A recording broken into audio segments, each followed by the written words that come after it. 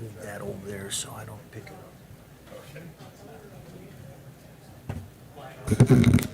Good evening, everybody. It is 5:15, February 9th, and you are at the Capital Improvements and Street Maintenance Committee. And I am Lou, and I'm the chairperson of this meeting. And first item on the agenda to this evening is approval of the January 12th, 2023 meeting. Is there any questions on that? Do I have a motion to accept those minutes? I would move to accept last meeting minutes. All right, Alder Denny, thank you. And is there a second? I'll second that. Thank you, Alder Henke. So a motion is made and seconded to approve the minutes of the January 12th meeting, 2023. All of those in favor signify by saying aye. Aye. Aye. And that passes. Item number 2, discussion and possible action on driveway request for 2201 Grand Avenue. And we will go to Alan for that. Sure. That's the information I provided in the packet for 2201 Grand Avenue. There was a request for a possible driveway there. Now, under the Wausau Municipal Code, which I've attached, under section 1220.080, there's an access management plan along Grand Avenue there that would prohibit an additional driveway. That is due to the fact that that parcel has driveways off of Kent Street. And so it's, if the driveway is requested, it would need to be approved by council, so that would start in this committee. Thank you, Alan. And I think we have a representative here from the parcel that would like to talk about it, if that's. Is there anybody here to speak about that? Yes, sir. State your name and address, please, sir. Dan Higginbotham, 2625 Northwestern Avenue, Wausau. I'm here on behalf of the owner of the property. Not sure what LLC it's under, but anyway, it's the shopping mall that's at the southeast corner of Kent Street and Grand Avenue, if you're familiar with that. That's where Firestone is, right? Yes, sir. Yep. That whole strip going from Yes. Firestone to the south. So yeah, the access management plan that Alan is referring to was created in 1996. And so can you go to the 2000 slide, Al, please? In 2000, or in 1996, when the access management plan was created, there was no need for a driveway access to the shopping center because Kmart was still there, and there was a stoplight on the south side of Kmart, so you can see how the property gained access at that time. It was a typical outlet, just like Target and Weston or whatever. So I don't know if there was ever, Al would have to speak to this, if the management plan is ever up for revision, or if there ever has been a revision, but the access management plan is quite limited. It only goes from the city limits to Kent Street on Grand Avenue. So it's not there wouldn't have been really any reason to review the east side of this road, because the only properties on the east side are Brickner's dealership, and then you have what used to be Kmart, now the apartments there, and the shopping center. They're the only properties on the east side. Obviously, Brickner's has access at the stoplight. The party that purchased this shopping mall is looking to revitalize the shopping mall, and he's getting some kickback from people, potential tenants, because now to access the property, if they'd want to go to the south end of the shopping mall, south of where Firestone is, they would have to go north along Grand Avenue and then east on Kent Street and then back south to get to the shopping center, to get to the southernmost building there. So what we're requesting is an access-only driveway, similar to what Quick Trip worked out with in Weston, with the Village of Weston. If you go to that slide, please, Al, the overview, our photo there at Quick Trip.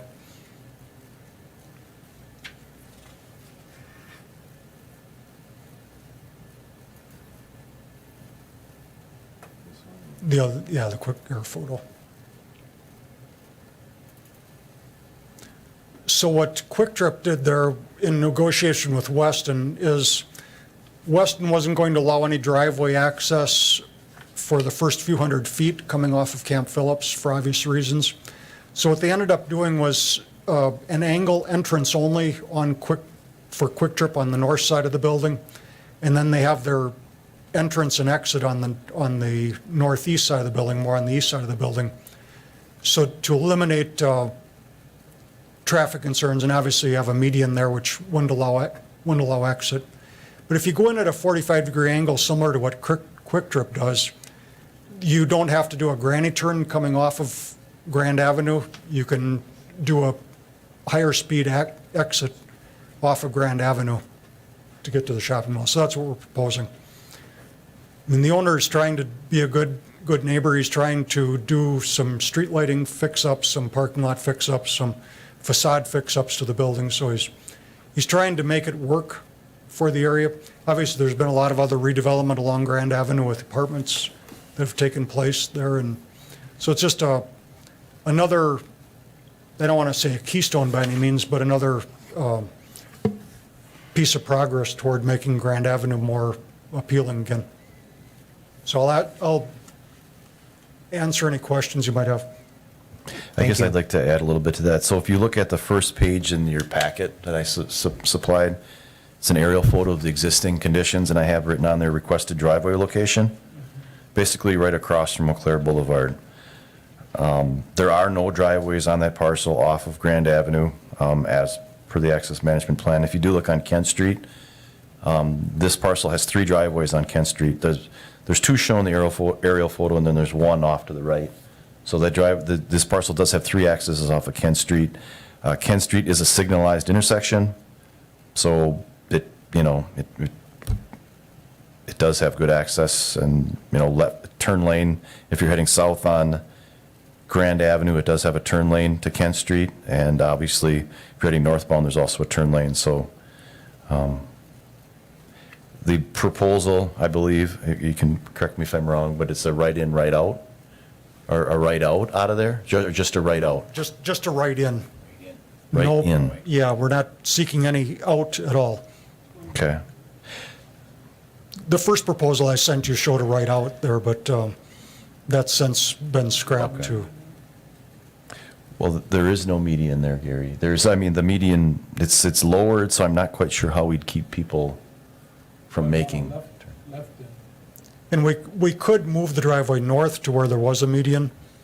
We could work with the city wherever it made sense, right in that southeast corner or southwest corner of the parcel. Whether you want it to be high enough north to where it has the median divider there. But if we go in at a 45-degree angle, similar to what Quick Trip does here, there's not, and Quick Trip has 2 enter-only signs right at that spot, and it's quite clearly marked, which we would attempt to do as well. And the owner is willing to give up one driveway, the first driveway on Kent Street, which is, frankly, it's not used a whole lot, but if it were, it would be a traffic hazard just because it's only 75 feet from the intersection. So if people were going into Kent Street and then making the first right into the first driveway on Kent Street, and you had someone coming around the corner off of Grand Avenue, it would be a hazard. Okay, we're open for discussion. Alder Rasmussen. Thank you. I guess I have a few concerns, and I think they may mirror the city engineer's concerns. Because we don't have non-mountable median in that area, it is almost impossible to enforce no exit from that driveway, especially since it's directly across from Eau Claire Boulevard. It may not even be the people turning out of there. You may have people trying to shoot across. And I feel like that is a hazard. I mean, Grand Avenue is, with its width and its traffic flow, is narrow and dangerous enough the way it is sometimes. And so this Grand and Kent intersection was recently redesigned. You can see, based on the GIS photo, that it looks like all of these 3 driveway approaches were reconstructed when the road was done.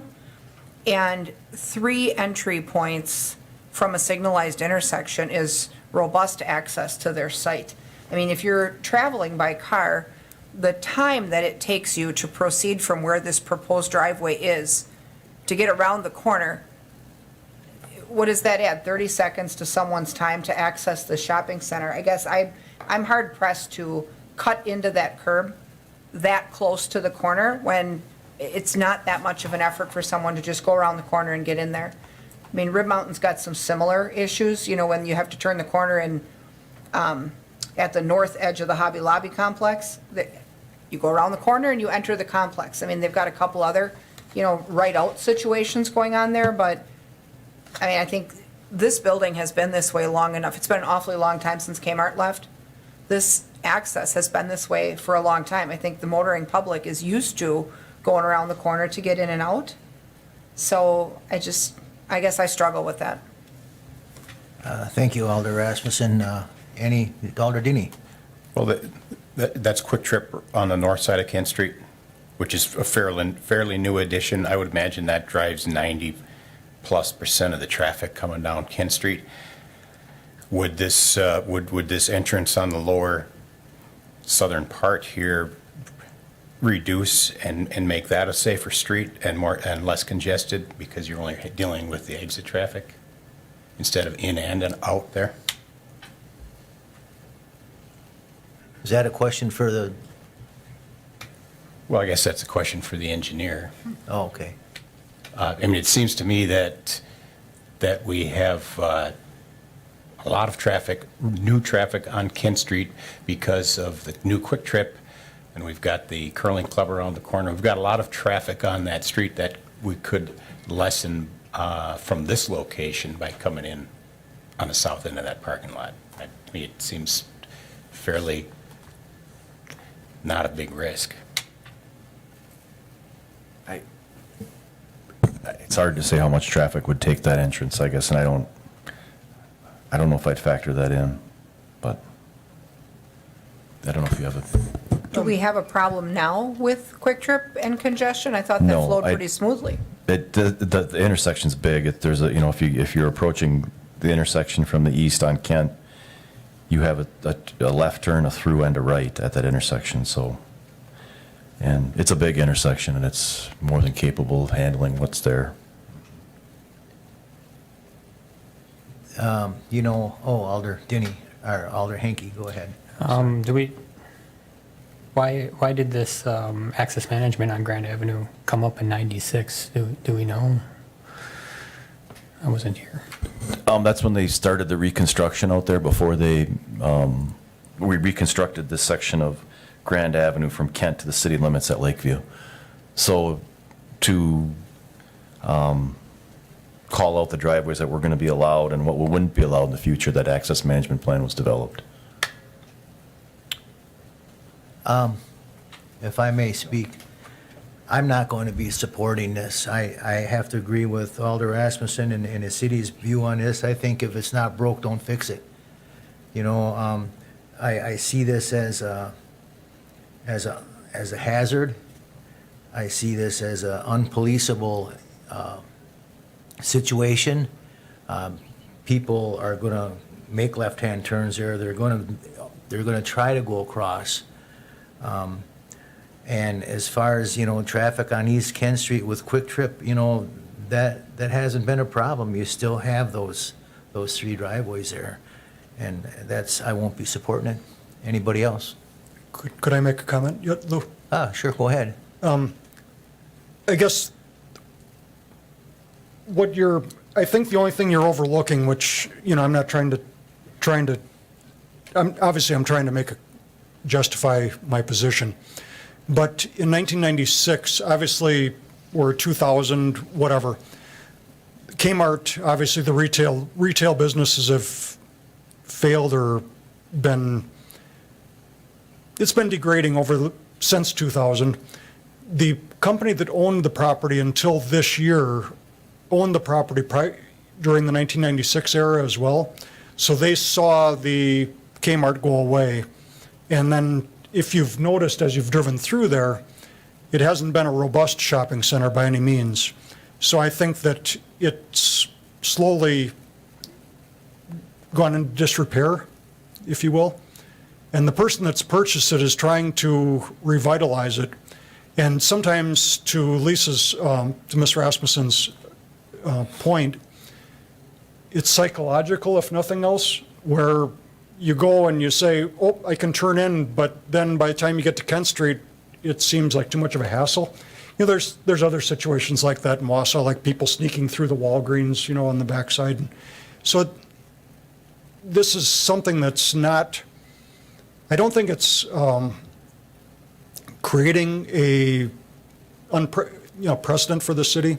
If you look at Stewart Avenue has almost the same, or I'm sorry, not Stewart Avenue, 17th, with Rib Mountain Development has almost the same traffic count as this street, but there's no management plan on 17th. And you have some businesses that have 2 or 3 accesses onto 17th, both in and out. It's not an ideal situation, but I think with an in only, and if we move the driveway past north a little bit to where the median blocked people from making the cutting across Eau Claire and potentially introducing that hazard, I think would be a safe intersection. Thank you. And just to on the other side of the street there, I believe that, you know, maybe not the strip mall, probably, I'm not saying this, but due to the lack of traffic, that because of Kmart is gone, people, that strip mall itself doesn't get the traffic that it used to get because of Kmart's not there anymore.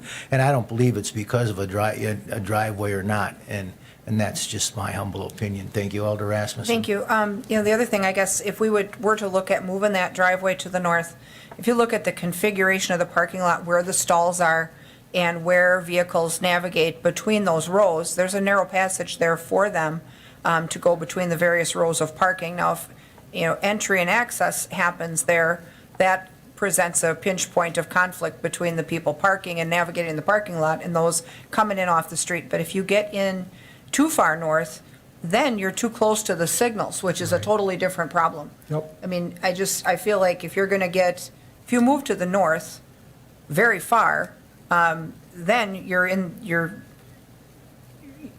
you've kind of defeated the purpose, because now you're close enough to the corner that people can just go around the corner and get in. I Yep. mean, Yeah, we would want to move north, just far enough north to avoid the conflict with the median or lack of median.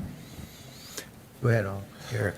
Yeah, I mean, I think if you move any further north, you're encroaching in on the right turn lane, so you are creating conflicts. And I think you're creating conflicts anytime you put a new driveway out to Grand.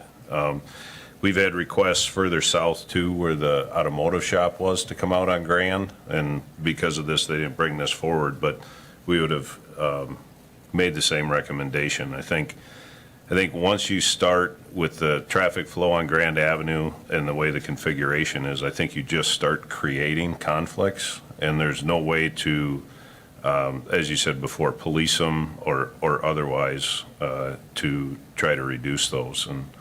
And I think consideration was given to what access is there now, and I guess from staff's perspective, we feel there's adequate access to that site. So we would not recommend another access out to Grand. Thank you, Eric. I'll give you, it's no, Thank you, Lou. Deb Ryan, 702 Elm. As a consumer and a driver for bringing some disabled clients around to good places to shop, I go to this little mall quite often, and the Family Dollar, I believe it is, which is also under the Dollar Tree umbrella, that they have a lot of items that are for $1, $1.25. And in my opinion, I think there's a number of residents in the apartments nearby that are somehow crossing and walking over for shopping, because there's lots of them that are walking with plastic bags. I do think the new owner, though, one of his first priorities, it's got to be the inside of Family Dollar, because I think that mall is worth saving. But I do think a number of people that live there in the area are walking over somehow. Thank you. Any more further discussion? Alder Gisselman. Well, I'm sort of torn because I think I'm looking at it from the business part of Grand Avenue, and I know that the people on the southeast side are concerned about some of the lack of business, so to speak, on Grand Avenue, especially from here up to, it's sort of going through a transition. So I encourage the business development there, but I guess with the way that the talking is this evening, I think it just is becoming an opening up some traffic congestion that I don't think that we should be thinking about. So I'm really hesitant, but I wish we would be able to work something out, but I don't see a nice compromise here that we could try to get some kind of movement in off of Grand Avenue without causing, I think, more issues right now. Thank you, Alder Gisselman. Any further comment? Then I guess we'll vote on item agenda 2. All those in favor signify by saying aye. We don't have a motion yet, but just a question, I guess. Oh, yes. If our intention is to not make a change, do we even need to vote?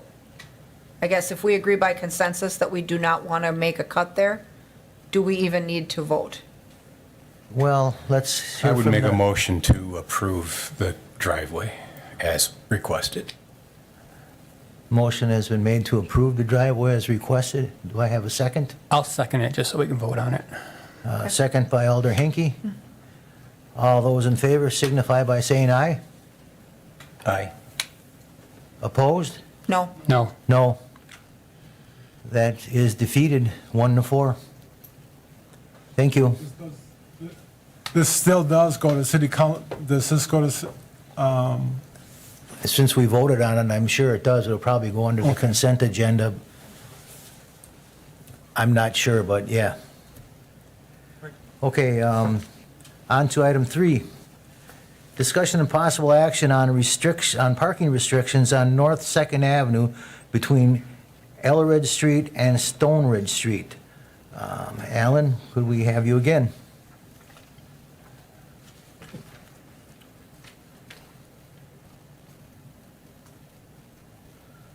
So this request came in.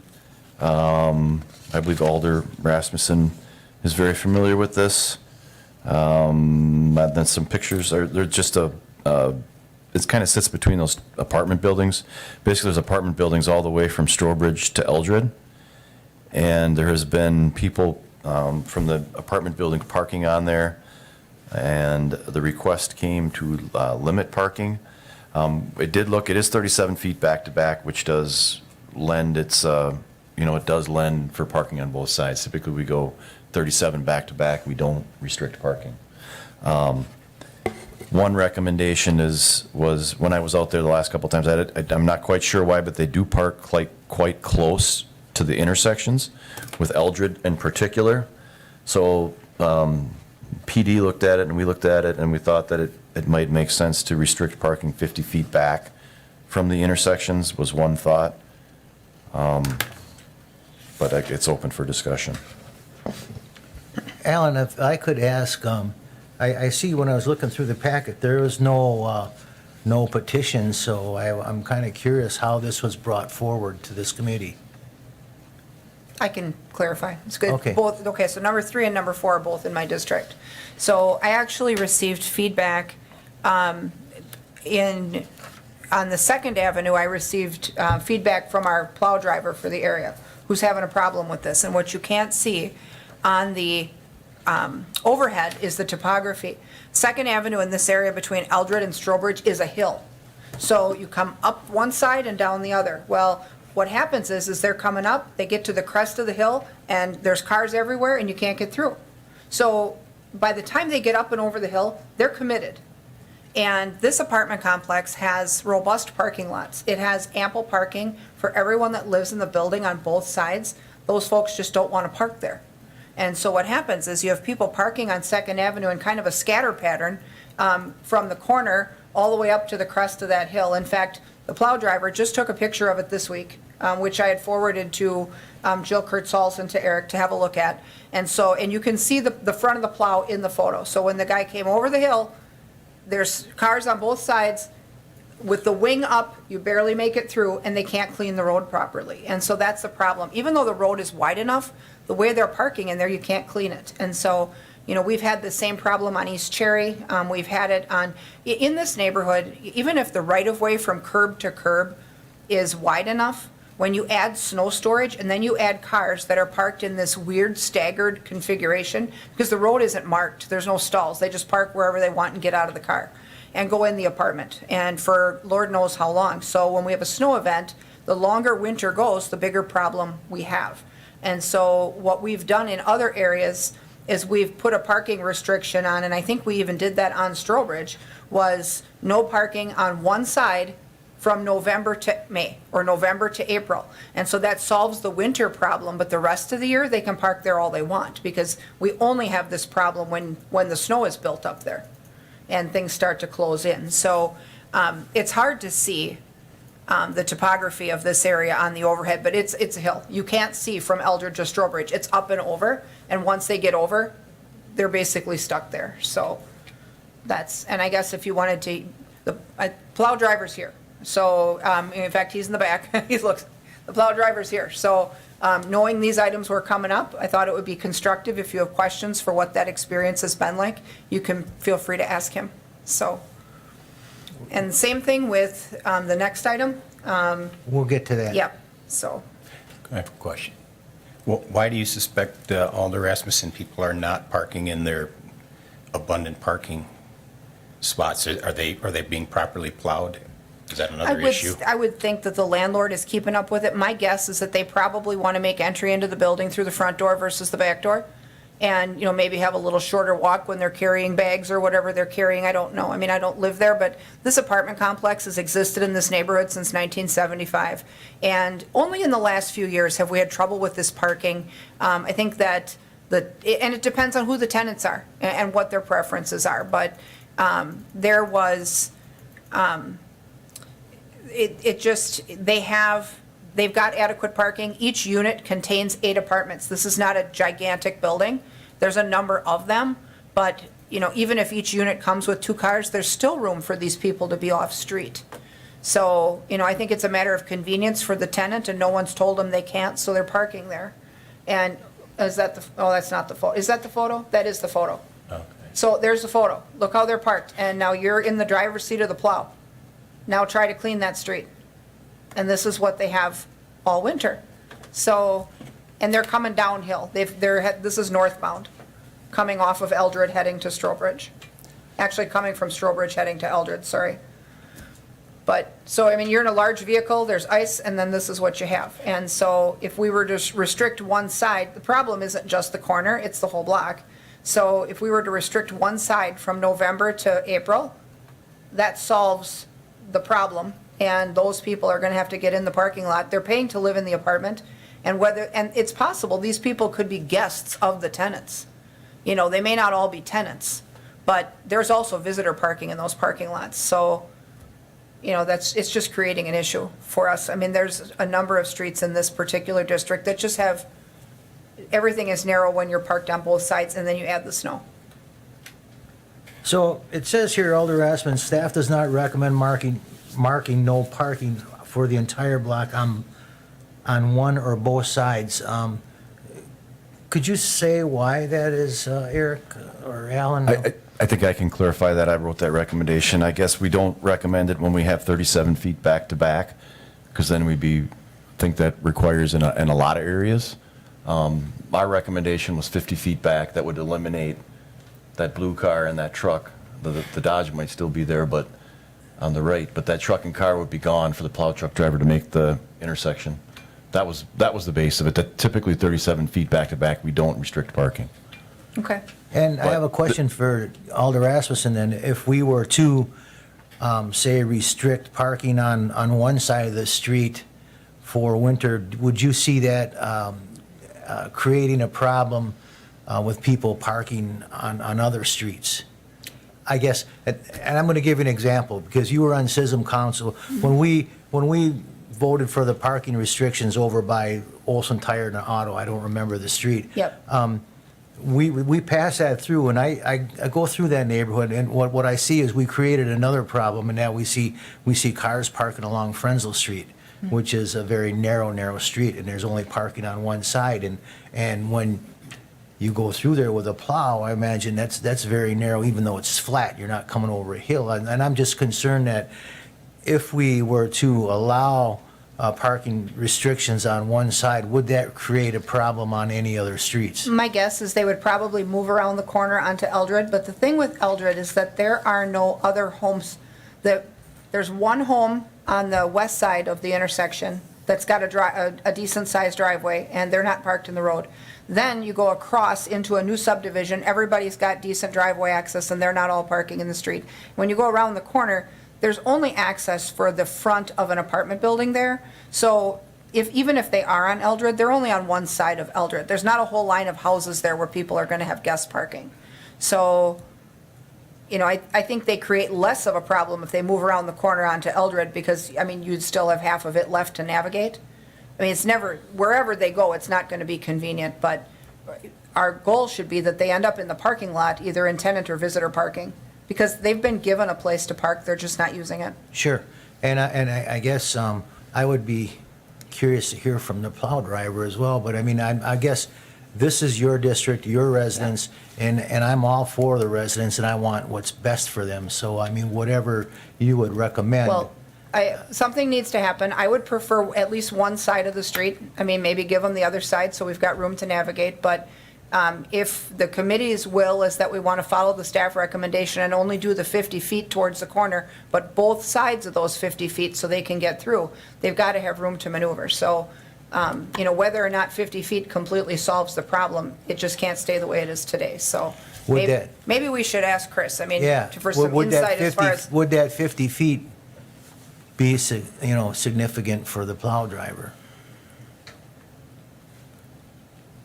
The whole problem is when you come off of Eldred, off of Eldred to go south on Second, actually I slide all the way across the street because you're going from a flat and turning up a hill. That's dangerous. And if that car's there, and if I'd have gone that way, that car would have gotten hit on the right. So Okay, so you're coming the opposite way? if you're gonna restrict it, I would restrict the east side, because you don't turn left off of Eldred when you plow. You always go right. Okay. That's the whole thing. It's a safety thing. Is there room? Yeah. But now if you restrict it back 50 feet, guess what? And that's where they're gonna start. And when it's slippery going up a hill, doesn't mean I'm gonna make it up the hill. There's times it's not that big of a grade, but there's times where you slide back down, so. It's a safety thing. And if there were traffic, if they're parking on both sides of the street, if you're sliding back down, you could slide into a vehicle. Right, and right there, technically, I probably maybe shouldn't have even gone through. I should have backed up probably a block and a half backwards, but then that's a safety issue. Okay, thank you. Yep. Other, So any- with this discussion, then, Alan, I hear this is still a seasonal recommendation? Or you're making this a permanent recommendation? Well, I was only asking for seasonal. Yeah. We don't have a problem the rest of the year. Well, the write-up doesn't imply that. Yeah. If we were doing 50 feet back from just the intersections, both sides, I would say that's a year-round restriction, because there's no reason to be that close to an intersection, even for the garbage trucks. I think Lisa's saying if we do it on one side, then it's a seasonal. Right. So, I don't have a huge issue with the parking on the one side, like Alder Rasmussen's suggesting. It's just, it doesn't typically follow with our normal, typically when we restrict it on one side, we're 31 or 33 feet, but that's up to you how you want to go. So I guess I'm my not gonna have request would be that we restrict the entire block on the east side from November 1st to April 1st. And the rest of the year, this isn't an issue. Is that a motion? Yes. I have a I'd motion. second that. A motion by Alder Rasmussen and a second by Alder Denny to restrict parking in the winter season on the east side of the street only. All those in favor signify by saying aye. Aye. Aye. Aye. Opposed? And that passes unanimously. On to item 4. Discussion and possible action on parking restrictions on Summit Drive from Beechwood Drive to North Third Avenue. Guess I could start us off on that one too if you want. Same issue. This one though, the pinch point is between Beechwood and, it's the Beechwood Summit Drive intersection. It's kind of an odd looking Y intersection. It's on the south side of the NTC campus. And so there's a pinch point there. This request came from the plow driver and a neighbor that lives in the 1600 block of Summit that sees this pinch point quite frequently as he's plowing his driveway. So, same thing. I mean, as they come around the turn, which if you see the diagram, they come around the turn here, you can see kind of in the bottom of the photo where Beechwood intersects. It's actually a T. The they're not really parking at the Third Avenue end. I mean, there's an apartment building that's there. I mean, once in a while you'll see a car there. The problem isn't even the Timberwolf Suites. The NTC apartments actually are just to the north of this. They have a great parking lot that they're good about utilizing. So the issue that we have here is coming from, the apartment and the condos kind of along the curve. And so when they're parked there, they've got some difficulty with access. The trash pickup also for the apartment and the condo has to tee in on that curve as well, and it's a tight corner to begin with. So in that case, they were asking for just a one-side restriction there too, from November to April. When everything is clear and dry, there's not a problem here either. So, Any further discussion? What Oh. side, what side do you think they would, sorry? What side do you Alder think they would? Rasmussen, which side would which you? side? Yeah. Maybe, It would seem that maybe the south side makes sense here.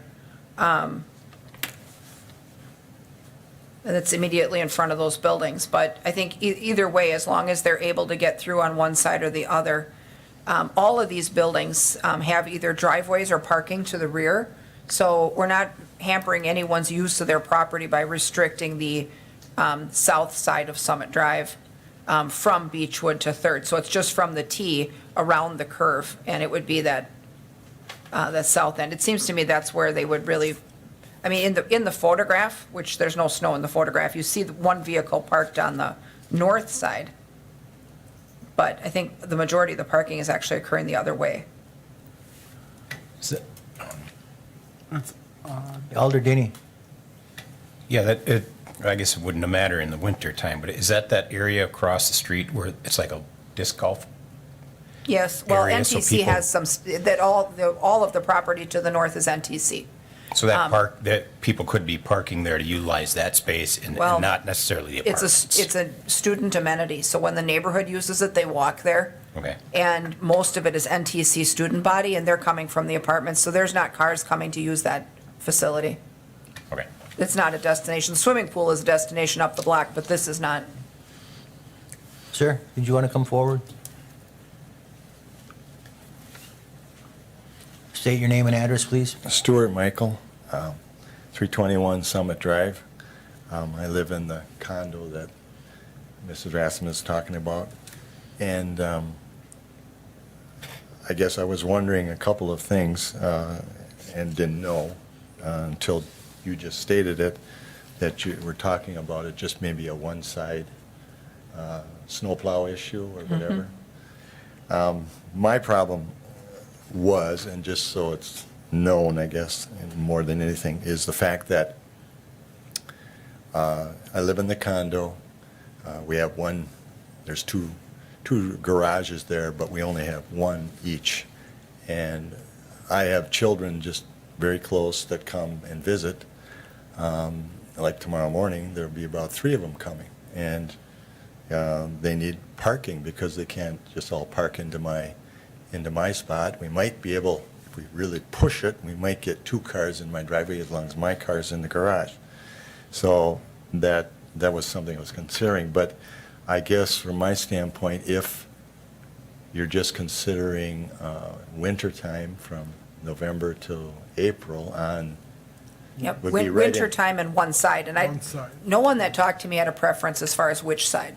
yeah, well, I guess I would have a preference from the standpoint of, I think the other side is a lot, there's no driveways all the way up to Beechwood, so anybody that wanted to park there. But my other questions regarding this is what are the limitations of parking to the, because a lot of people, a number of them park in front of our house sometimes, that even sometimes live in our condo when they're visiting. But then also next door in the apartment, they park right out front, and, you know, they have, I believe they all have places in the apartment building and do the same thing as this prior one we were just talking about. Why they're out front, I went out this morning, real early this morning, and checked, and there was 2 cars in front of the apartment building on the road and 1 across the street on the road. And I just wondered what the limitations are. I thought there are some limitations regarding parking at night and so forth, and maybe I have a misunderstanding of that, but we've had that problem since we've been there, and we are heading for 6+ years of being there now. My concern, though, was just, daytime visitors, and I thought maybe they were going to go to a restriction of what's up the street of where the tech is, of doing 7 a.m. to 5 p.m. no parking. And I don't understand exactly why that's there, but those folks that are in that neighborhood, I guess they have to decide that. But is it possible, and this would be one question, if ever needed, even for an overnight type thing, would the tech parking lot of the student parking lot directly across the street from me be something that I could use or not? Well, the private sector actually owns that building, NTC doesn't, so you'd have to work out an arrangement with the building owner. Okay. And that discussion would start with the Building building manager who's on site. Okay. Whether or not they would allow it, who knows? Yeah. But, I guess for overnight visitors, if we left it in place on one side, even if people were here during the winter months, that still accommodates the residents. I mean, your guests would still be able to park on one side or On the the- other, on the whichever north in front of side, your home. yeah. If the apartment situation, though, is creating a problem that backs up toward your house, is it best then that we restrict that south side and then let, everyone's guests park on the opposite, on the NTC side, which, that area is less populated. I mean, the parking lot is, well-used, but the apartment building is also not right now at 100% capacity. So there's room in there for them to be where they need to be. So, I guess if it kind of solves 2 problems, both the backup from the apartment that you're seeing and the pinch point with the plow situation, and we've had also some issues where the garbage truck is trying to get in and out because it has to make a tight turn. Sometimes it runs over people's grass where it shouldn't always, because it's a big vehicle trying to get in a tight little area where the dumpsters are back in the back. So they have a whole different set of problems with cars and snow storage when this is all like pinched in there in the winter. So, if you guys would be amenable to the south side, I think that would help out everyone. Yeah, I think that would be a workable situation from our standpoint of being, if the south side was limited from November to April. Anyway, our mailboxes are right out front, and there's 8 of them, and they don't, the mailman sometimes has had to jockey in and out too once in a while, just because people park. So they can't pull up to the box and fill Right, it. Yeah. and that's So- not a good situation either, so. Okay, then I'll make a right, motion that thank we you. restrict parking on the south side of Summit Drive between Beechwood and North Third Avenue from November 1st to April 1st. Alder Rasmussen, I'll second it. you'll second. Alder Hinkie, did you have? Yeah, I had a comment too. This just all sparked something. Don't we have alternate side parking in the wintertime overnight? Yeah, well, I believe We we do, do, but the yeah. enforcement is lacking, and Yeah. so there are Yep, yep. an insane amount of violators Yep. all over town. These so- might be 2 spots to go and Right, find some quick. right. And it might Yeah, help, I mean, it would help the problem. yes, I think that we could probably pay a full-time parking person to go around town and look for those violations and find them all night long, so. Yep. I think even in my district, it's just crazy. Yeah, They it's don't- they amazing how don't- the instructions do not get followed. They don't come and police our area either like they should. But anyway, we have a motion by Alder Rasmussen and the second by Alder Hinkey for parking restrictions from Summit Avenue to Beechwood Drive to North Third Avenue from November 1st to April 1st. All those in favor signify by saying aye. Aye. Aye. Any opposed? That too passes unanimously. Thank you. And we will be on to item number 5, discussion and possible action on lease with Lamar Advertising for billboard signs at Bridge Street and Third Avenue. Alan? Yeah, I think this item's pretty well explained in your packet. It's been before this committee before. I think one thing Lamar is asking for a 5-year lease, and that the terms they are asking for is in there. I believe last time it was just for 1 year it was extended. So I guess if anybody has any questions on the packet material. Alder Rasmussen? Thank you. I guess just a kind of a comment and a question. It appears that our staff in the planning department has been trying to get rid of this billboard for an awful lot of years, because every time this comes up, the staff recommendation is to get rid of it. And then there's an uprising from all of the businesses who advertise on the sign, that are using the sign and getting mileage from it. And then the last time we heard from Lamar, they were willing to negotiate the lease such that if that parcel needed to be reclaimed for illegitimate commercial development, that we would be able to exit that lease arrangement and, get the billboard out of there. And if something was going to develop on the corner, full steam ahead. So in the meantime, we generate revenue from the land lease where the billboard is sitting. And so, if the exit clause in the lease was such that, we could accommodate development with reasonable notice to them and get the billboard out and then earn money off the site in the meantime, it seems silly that we would not continue to lease the land. The billboard it's aesthetically fine, it's been improved. I think the lighting has been redirected on it so that it complies with dark sky, which is one of the things we asked for. It's not unattractive, it's maintained, and it's been there for a generation. So, it seems odd to me that we would not just renew this if we have the ability to exit if we need to. Thank you, Alder Rasmussen. Any other discussion? Alder Gisselman? So do we have an exit clause in the agreement? I think that was built in last time. Because I agree with Alder Rasmussen. I think, why give up the income if we can get out within a reasonable amount of time? And it's not doing any harm there on Third and Bridge. So I would think that if we would have that. Alder Gisselman, the lease is in the packet. Would you come up to the microphone, Come up to please? the mic, Tara. The lease is in the packet, and in paragraph 5, it says lessor may terminate this lease upon 60 days written notice. And then it says one of the reasons, the only reason, is intention by the lessor to redevelop the premises either through a lease or sale. So it envisions that we would only terminate it if we were developing it. You couldn't just arbitrarily say we're done with that. We're done, right. Okay. Right. Thank you for that. It seems like a fair exit clause, though. So, if it generates revenue in the meantime, and it seems like it isn't hurting anyone, there's a robust list of advertisers that came in the packet that have used that sign. And I believe also some marketing people have appeared before this committee at a variety of times in the years past that said it's a great advertising / marketing tool for marketers in the city. So I'm in favor of how we move forward with that caveat. I guess my point was, last year, is that I'm not for it. I don't believe there's a place for billboards in the city anymore. With internet advertising and TV and radio, I think it's an eyesore. I don't think there's a place for it, and that was a position I had last year, and that is a position I'll have today. Alder Denny?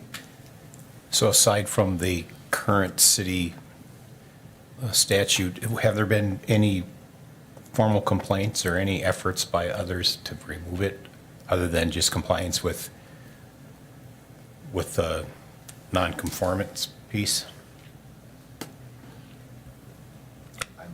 Excuse me, I'm not aware of any complaints, but maybe they came into planning, I'm not sure. We received a hail of complaints from people who wanted to keep it when we were planning to get rid of it. So, I mean, that was, at least the last couple times this has come up, I'd received emails from the private sector asking that it be left alone until we have a project. And obviously, if we have a project in hand, within 60 days, you could turn things around there. So I guess I'll make a motion that we renew the lease for 5 years, using the terms that were outlined in the sample lease that's in the packet. Okay, motion was made and seconded to renew the lease with Lamar Advertising for the billboard signs at Bridge Street and Third Street. All those in favor signify by saying aye. Aye. Aye. Opposed, that'd be aye. So that passes 4-1. Thank you. And then we'll go on to item number 6, discussion and possible action on design alternatives for downtown street redevelopment.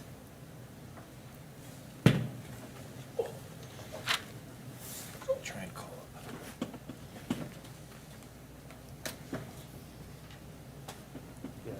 If you want to pull up that slideshow. Yeah, so we have representatives from Becker Hoppy and SRF. You guys can introduce yourselves. Yeah. Yeah, can you pull up slideshow? Yes. We'll get into it right away, too. Will I be able to see it? You might want to go inside, get a better, green around. Yeah, we got some graphics, too, so it's probably good if you can see kind of what we're working on.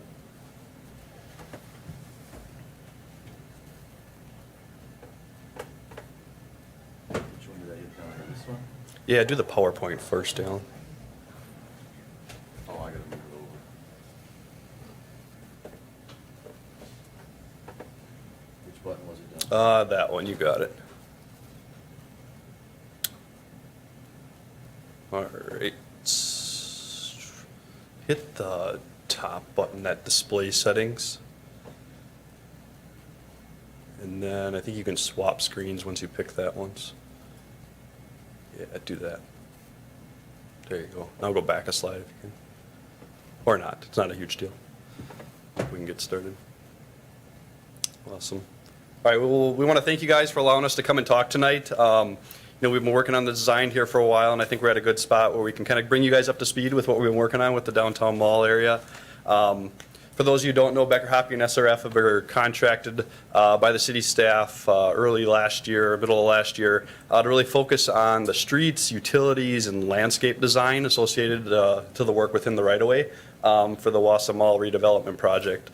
Becker Hoppy being right downtown, we're as excited, I think, as everybody to see the area get developed and kind of see the next phases of this area. So if you bump to the next slide. I'm Matt Garon, Vice President of Becker Hoppy. Been at the firm for about 16 years now and really done lots of this types of design, right, throughout my career. And I'm project lead on this one. Becker Hoppy itself has worked on a lot of projects in the downtown area, so from the 400 block to 3rd Street, 4th Street, Washington, Jackson Street, the old mall when it was first getting put up. We had a big crew with that, putting city roads in and streets and utilities.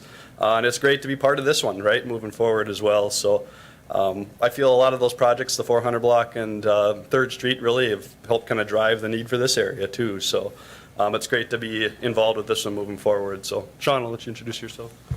Yeah, thank you. Thanks, Matt, and thank you, everyone, for the opportunity to share with you guys an update on our project. I'm Sean Jurgens with SRF. I'm leading the streetscape and urban design part of the project, and yeah, with our partners, Becker Hoppy here. Thank you. Yeah, so Becker Hoppy's focusing on the roadway and utility design, and Sean gets to do all the fun stuff, right, with the landscape furnishings and all that. So, you know, over the past few weeks, months, we've been working with city staff and WAS to really get brought up to speed, first of all, and then kind of put this thing into motion, right, and moving forward. So we've got some exhibits here to show you. You know, just kind of where we're at and how we've got to this point. You know, I think city staff has done a really good job, and the committees alone as well. You know, kind of putting this thing in motion from the design that you guys did with Tool to really get things laid out. You know, establishing some right-of-way widths and the overall layout and feel for the project. The parallel parking, the pedestrian traffic, flush curbs, all those design elements, right? And we've really taken that and run with it, and we're just adding the meat and details to it now, right? And trying to refine all that. So I think we got it headed in a great direction.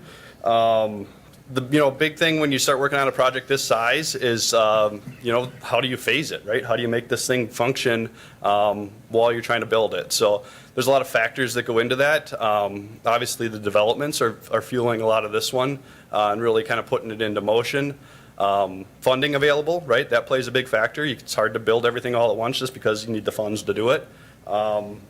And just the overall impact it's going to have to the rest of the community in the area while you're trying to build it, right? It's hard to tear a whole bunch of streets up and keep the area functioning yet, too. So we've been working on a phasing plan. I think we've got things pretty dialed in here. I've been looking at it inside and out for the last several months. So even Alan, too, if you feel like I missed something while I'm going through this or slow me down here, we can talk through it. But if you bump to the next slide, we start to get into some of the phasing.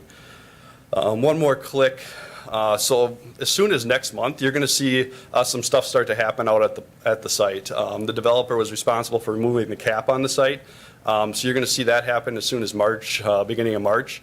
They've got a contractor in place to do some of that work already. And then shortly after, there's a city contract to remove some of the soils on site and really prep that area for the construction of Block 4, right? That's one of the big drivers into making this thing, or, kind of driving the schedule of it, was the developments on Block 4. And then also the Children's Imaginarium as well. That's going to be opening up here in October of this year. So between those two projects, that's kind of really getting the thing in motion and making us move along. One more click, Alan.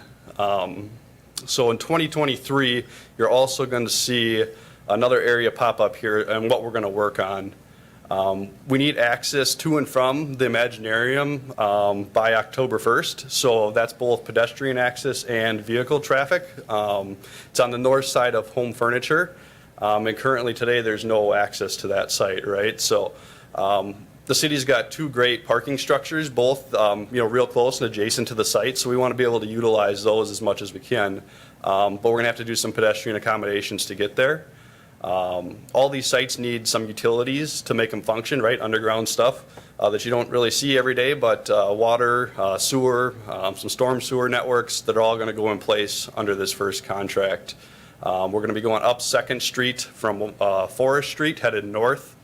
And then cutting across the Imaginarium with a water main loop and heading up 3rd Street to loop our water. And that's kind of driving a bunch of things in this first phase to get that stuff in and functioning. And then we're also going to pave 2nd Street in a temporary state. So that's going to have 2 travel lanes, north and south, parking on the north side of the street on each side. We're looking at a little bit of temporary pedestrian accommodations to get people, from Washington Street up to the Imaginarium. We're also looking at some improvements to the elevator structure on Penny's. So again, that ramp is underground, right? So we need to get people up from there and get them to the structure or to the Children's Imaginarium. So we've been focusing on that. What else do we got going on in the first phase? I think that's the majority of it, right? Is, again, really focusing on trying to get something in the ground and in the works for that October 1st opening. Next one here, we jump in. So that was all work that's going to happen in 2023. Really minimal impacts to the surrounding area. Most of that's happening kind of on that concrete slab. We'll have some tie-in work at 2nd Street and 3rd Street and the south part of 2nd Street by Forest. Just for some utility connections, but that's all going to be pretty temporary, shorter term closures and temporary shifting of lanes and that kind of stuff. But in 2024, there's going to be a bigger overhaul on Washington Street, right? Right now, we're really focusing on trying to leave the north sidewalk on Washington Street in place to keep those businesses functioning and really do all of our work on the south side of that, south of the curb and gutter. We've got some utility improvements that we got to do with some old sanitary there's sewer lines that need to get replaced in that area for a handful of reasons. So that's kind of driving some of that. And then just to get Washington Street to drain the way we need to with some new developments, we need to do some changes there. There'll be two-way traffic on Washington Street ultimately. Again, so that footprint's getting a little bit bigger, and that's all kind of driving some of those changes as well. Along with that, we're going to be working on 3rd Street and Jackson Street. So again, by the fall of 2024, Block 4 is going to be up and open, right? There's going to be tenants moving in there, so we got to have that stuff complete in the 2024 construction season.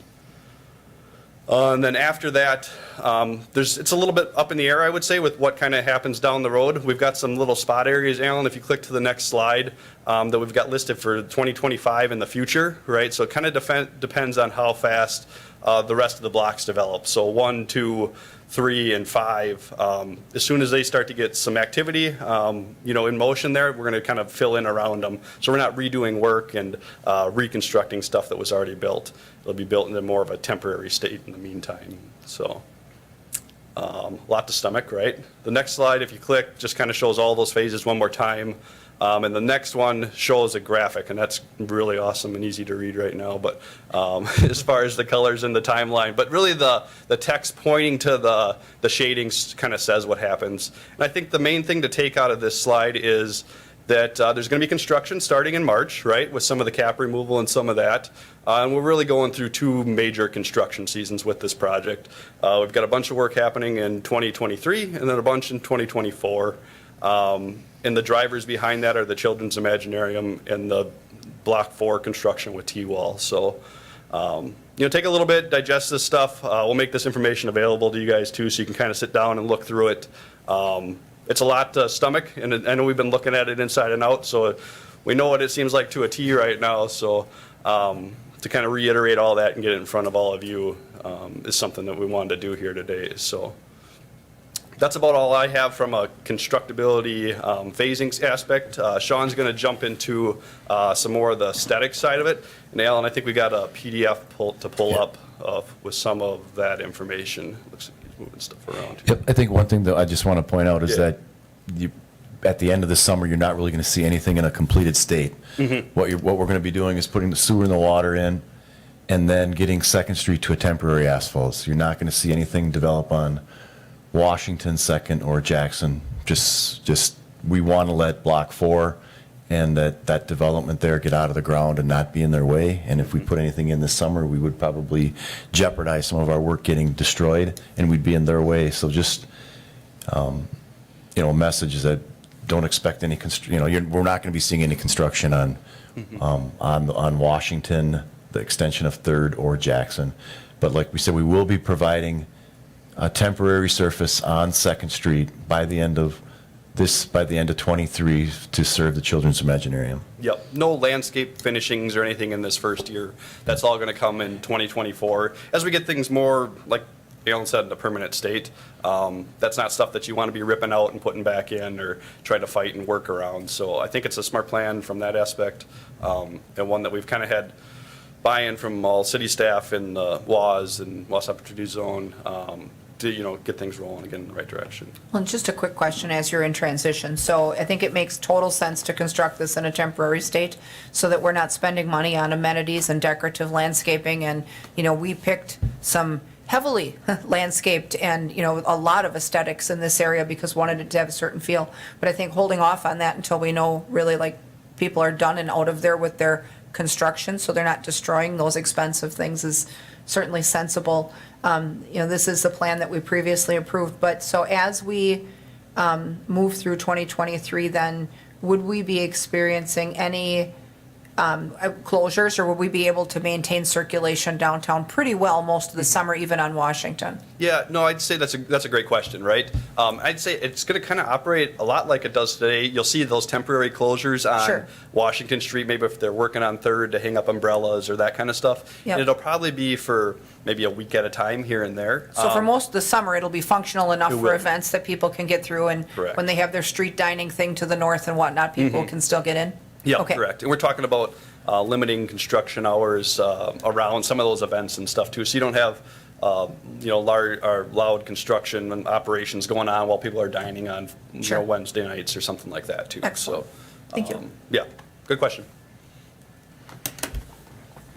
See if I can find your.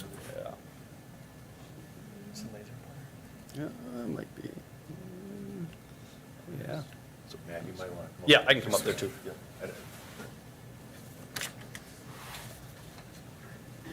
It was in.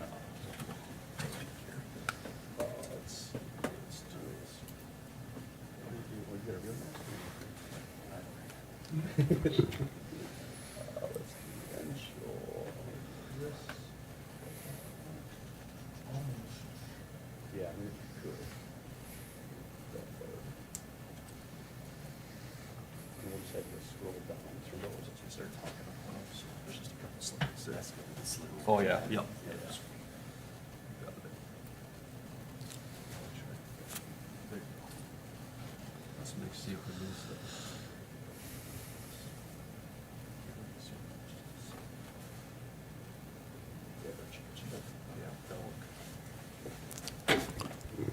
All right, now on to some of the fun stuff as Matt described it. And I've got a laser pointer here too, which might be dangerous. Yeah, thanks again. I guess before we get into some of the details, just a little bit more of the big picture and the context. And I know everyone is familiar with the project area and the preliminary study. But in this graphic, north is to the right, just for orientation.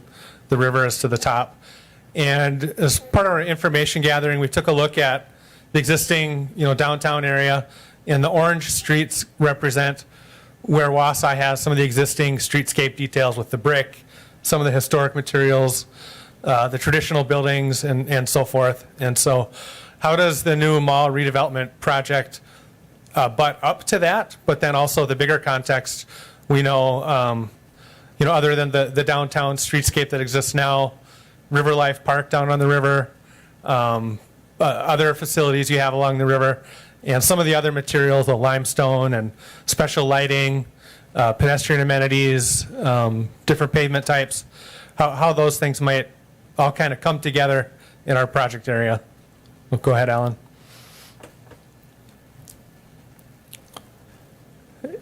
And so this is just an update to the concept plan. So again, taking what we had with the preliminary study and then working with our design team and the engineers and stormwater folks, starting to figure out, how does this really come together and what do we see on the ground, so to speak. So what we started to do is figure out pavement-wise, what's landscaping, what's pavement, where are opportunities for vegetation, lighting, pedestrian amenities, and kind of all those things. And I think what you'll see is one of the major decisions has been to have concrete pavement in the streets. So from a maintenance perspective, it's easier to maintain concrete, for instance, than brick pavers, as we all know with the snow and plowing and just maintaining good pedestrian access. So the streets themselves will be concrete. We did find, especially at intersections where you see kind of this rusty brown color, some areas to use integral color concrete to kind of emphasize those areas. And again, the idea with the flush street concept is you're really trying to say the entire street is for people. So we want the streets to feel safe, welcoming, comfortable. We want cars to slow down and for everyone to be able to enjoy the street life and different dining and shopping and special events and everything else that's going on. And then we'll get in a little more detail, but then there's a furnishing zone, and that's right behind the driving and parking areas, and that's where we have the opportunity to do tree plantings and planters and other things that we'll look at. That's where we really see the opportunity for brick accents in the pavement. So again, the historic Wausau brick is important and definitely ties this area into the rest of the city, the rest of the downtown. And then the sidewalks themselves, so there's a 10-foot sidewalk zone in most areas. Again, to go back to regular concrete, which is easier to maintain and promotes better accessibility than having brick. Well, go ahead, Alan. So here's just a typical cross-section, kind of showing that this is half of that wide 78-foot right-of-way. What I just talked about, where we have a 10-foot sidewalk zone, which would be just standard concrete with perhaps some colored concrete accents at intersections. Then that extra wide boulevard or furnishing zone, where we really have a lot of flexibility to do furniture, benches, dining areas, tree plantings, lighting, all those pedestrian amenities. And then in a flush street option, the sidewalk and the street are on the same level, and then parking and the drive lane.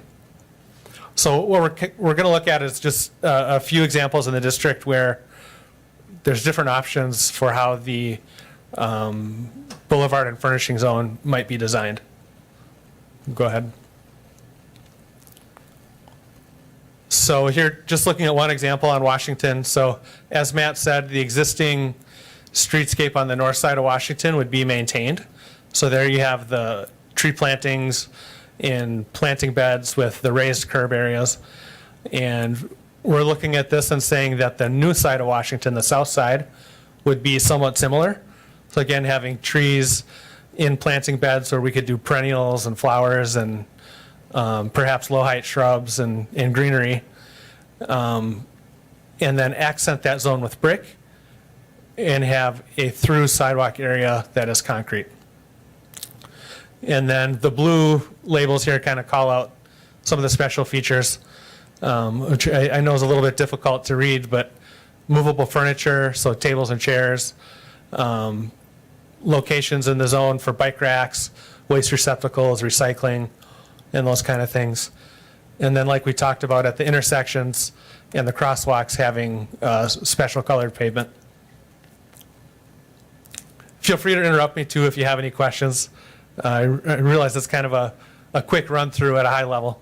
Go ahead, Alan. Does that intersection have the functionality of a tabletop where it's not a step off the curb type situation? It's marked so that people know Yep. where they're at within, but it's level? right? Correct. Okay. Yep, so that's one of the things we're working through right now with Becker Hoppy and the final grading design, which is related to the storm sewer design and getting water to move. But yes, that is the idea, is that would be a tabletop Okay. intersection. We have those at Second and Clark, and they're working, so Great. thank you.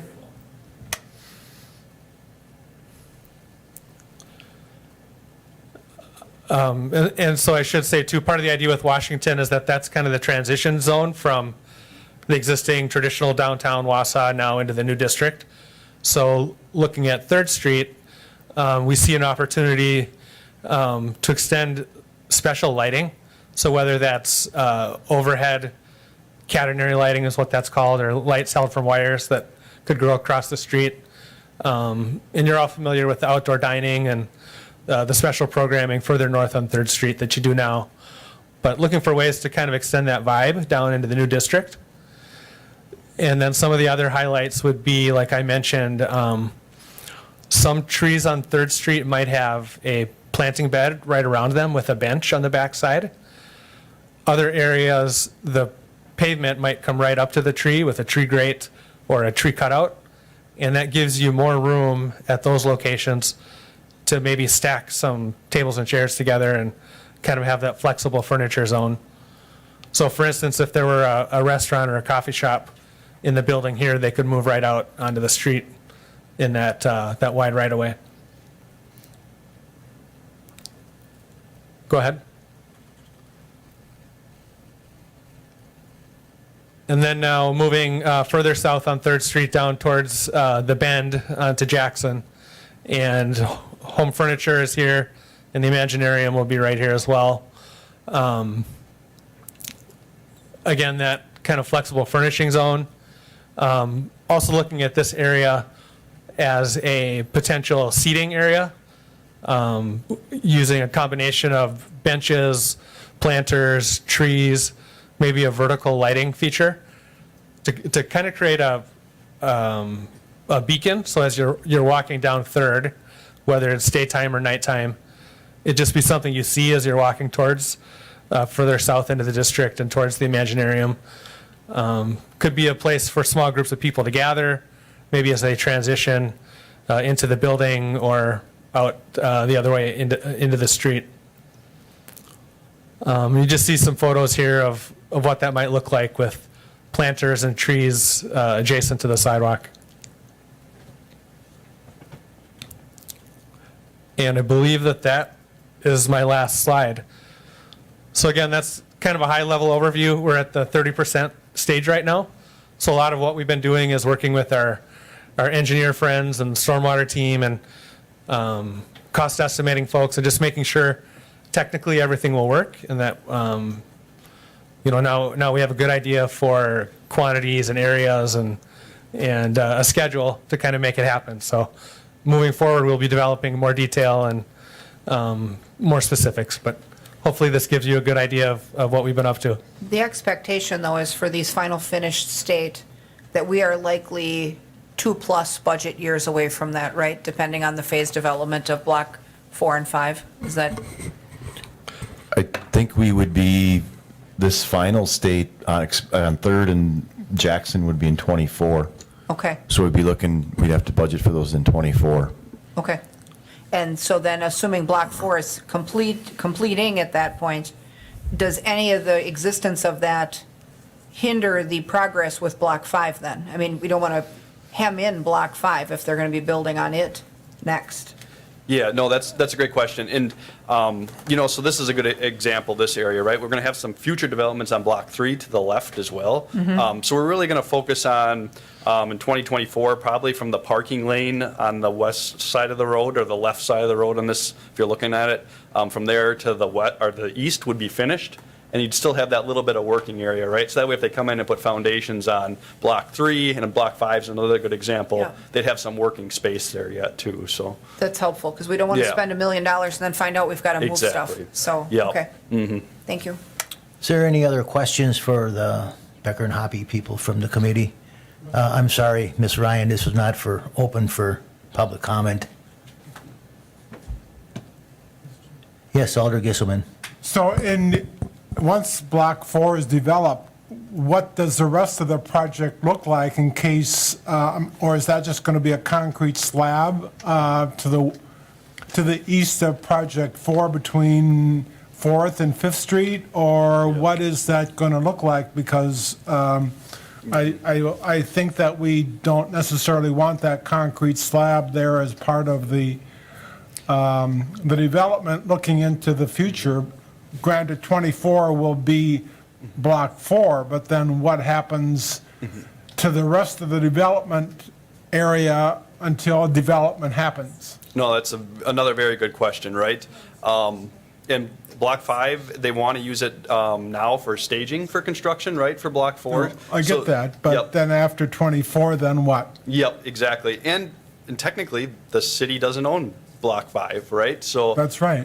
It's up It's to the owners. Yep. What are the owners saying? Yeah, so they are in the works to work on Block 5 as well. So I think they've got a capacity, once they get to capacity with their Block 4 developments and those units are full, they're planning on working on Block 5 right after that. Whether that happens or, how fast that all happens is a little bit up in the air. But their intentions, from what I've heard, Block 5 is next on their list. So, And then what about to the west then, across 3rd Street?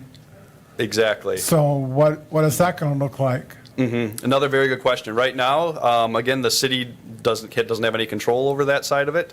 Right. So I mean, it's the owner. Yeah. I don't know if you're in touch, I'm sure you're in touch with the owners, and I Yep. was just wondering what the owners are saying with regard to the rest of the development past past 2024. Yeah, it's a little bit up in the air, and I'd say that would be good questions for them too, right? We could bring them in and kind of talk through their schedules. Block 3, Because I'm not sure on the timeframe. about utilities, how are you thinking about utilities into the future? I get it with 2020, but even how is Jackson Street, what is Jackson Street going to look like between basically 4th Street and 5th Street going east from the end of, so is it going to look like that in 2024 or into 2025? Yep, and it'll, there's a little bit more working space if they go with a similar building footprint there, so we could probably get things closer to a finished state, especially next to the old Sears ramp or the home furniture ramp, and really focus on those areas that aren't going to be impacted by future construction moving forward. So I think there's some opportunity to get things looking a little bit more final there, but still doing it smart, right? That's not going to be something that's going to be redone as soon as those blocks Right, get well, developed. no matter what, I think we want it to look right, and I if that concrete slab's gonna, I know you're Yeah. not the owners, and, but I'm concerned that how that's gonna be looking after construction, and even to the west of Third Street, how is that gonna be looking even during the construction of Block 4? Yep, and I think the developers that are working on the current blocks have got, vested interest in getting those areas looking good too as soon as they can, because they want to attract people to the area as well. So I think there's a bunch of incentive there to get things up and functioning. One thing that we didn't touch on too much, or maybe at all here yet, is we're also looking at redoing the facade on the Sears ramp to the north, or the home furniture ramp, depending on how you look at it. And because that looks kind of rough today, right? That's a little bit of an eyesore. So we'd want to upgrade that. And we've got an architectural consultant that we just brought on board that specializes in this type of work, parking structures and elevator shafts and that kind of stuff, to look at those areas as well. So. I was going to mention that at a minimum, we need to do work on that, the Sears ramp facade to make it, right now we have some temporary fencing up there. Because when we tore down the Sears building, the Sears building butted up to the north side of that ramp. So the wall, their knee walls, then they don't meet any kind of a code, so we have temporary fencing up right there to keep people from falling out of there right now. So at a minimum, we're gonna have to put railing or something in there to make it legally safe, but I think we'd like to do a higher upgrade, because the facade on Home and Imaginarium to the north, that's getting a huge upgrade this summer.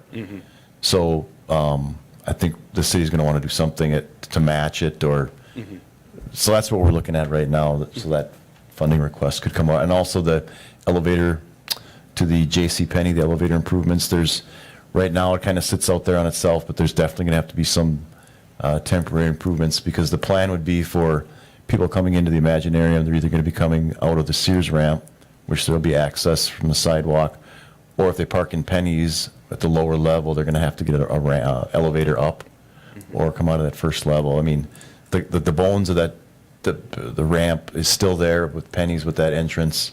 The elevator's there, the stairs are there, but we just need to make them accessible.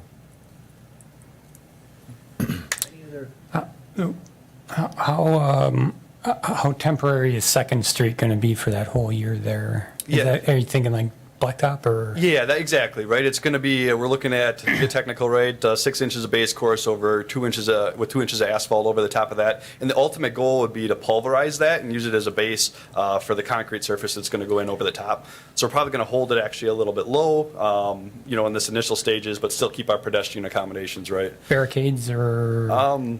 Really, there shouldn't be too much of a need. We'll have kind of a gradual slope going up to the Block 3 area, so it's going to look nice yet. Some grassed and turfed areas and stuff, too, Okay. on both sides, east and west. So. And I just see a lot of people coming out of that JCPenney's ramp and going to the Imaginarium. Maybe a pedestrian light there or something. I could just see that being a higher traffic area. And, we're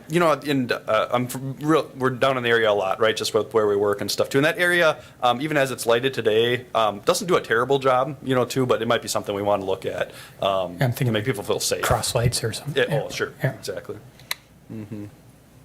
Any other questions for the Becker and Hoppy people?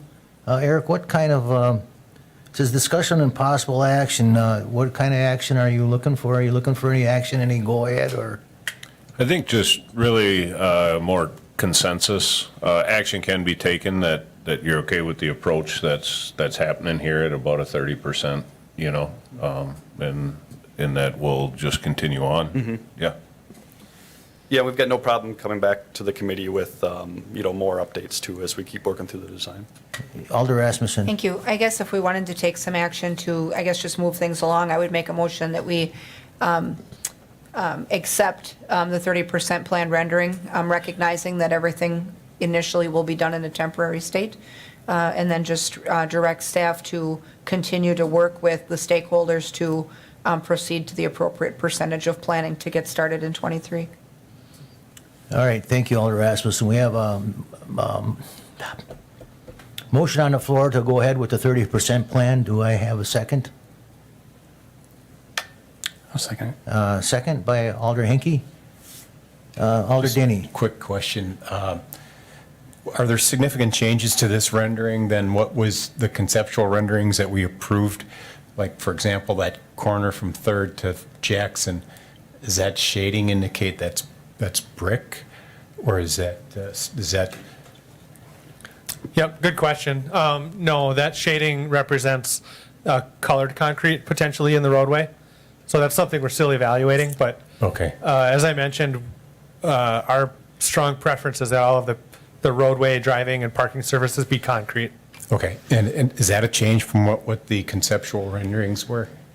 I mean, were they originally I don't know that. presented as brick or not? I don't think they were just printed as possibly some color. The brick or that really wasn't differentiated in the initial. Correct. The initial, I think why staff is thinking that, and maybe, and Becker Hopping SRF is, if you look at some of the other bricks downtown, they're getting pretty beat up with the plows and they're tough to maintain. But we still keep the brick accents at this point in the boulevards where they're easier to maintain. Correct.